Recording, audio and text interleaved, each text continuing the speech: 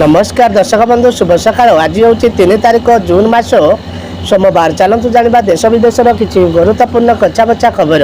जदि आपण मैंने पर्यटन वीडियो को लाइक करना वीडियो को लाइक करी चैनल को सब्सक्राइब करी कमेंट माध्यम जनातु आपण मैंने आम भिडियोटी केउं जिल्लारू देखुछंती।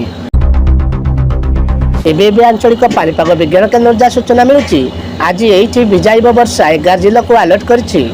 मौसुमी केरल छुई सारिथिबा बेले खूब शीघ्र ओडिशा रे यह पहुँचवा नहीं आशा बांधि बसछि।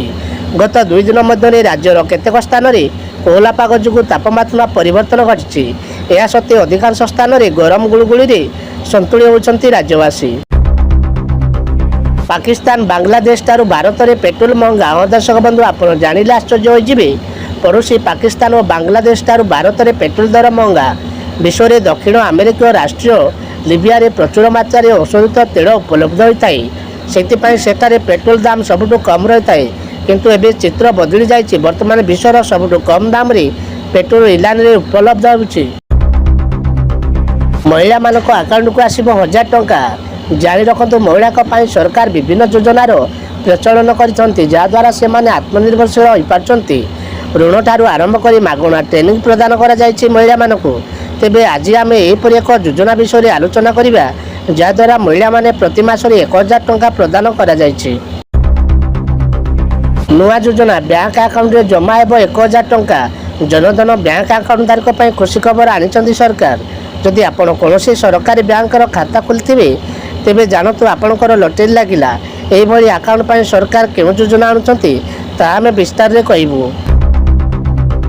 छात्र छात्री को मागणारे मिलिबो टैबलेट। छात्रों खुशी खबर मागणारे मिलिबो टैबलेट।